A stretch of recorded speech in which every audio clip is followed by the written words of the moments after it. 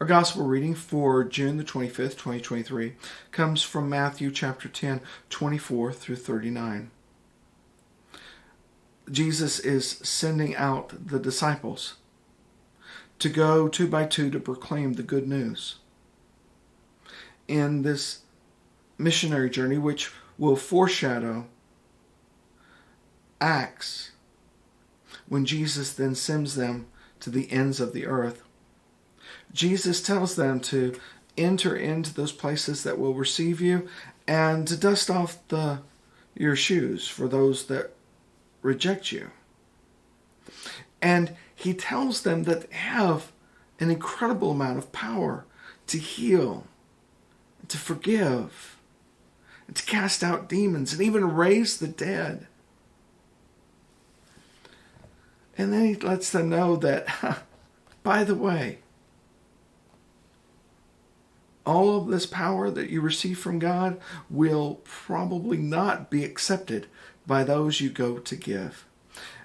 It's good news for us who know the kingdom of God is at hand, but it is not good news to those who claim the kingdom of the world. Even those who call themselves believers and yet act according to the world, they will reject you. For a disciple is not above the teacher. And if the teacher is rejected and persecuted by the leaders of this day, will you not be persecuted and rejected? And then Jesus says, I haven't come to bring peace.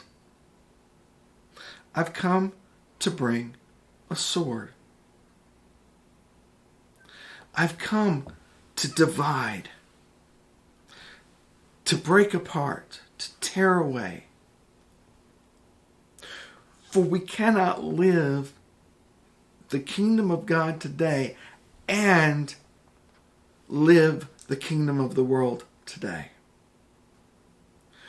We are in the world, but we must not be of the world.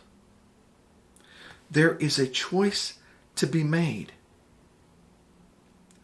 To pick up one's cross and to follow Jesus is to follow Jesus into the kingdom of God today. And let go of the kingdom of the world. It sounds easy. It is incredibly hard. For the rules of the kingdom of the world teach us how to survive in this world.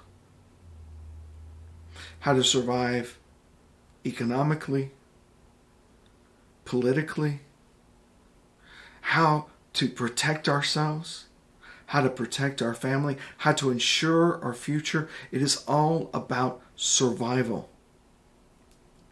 And there are rules that must be followed in order to play the game. If you refuse to play the game, you may find yourself without a job, without a country, without support systems for you and for your family. This is what it means to take up the cross. To choose God's way in every dealing. To choose God's preference in every aspect of your life. And this will be rejected.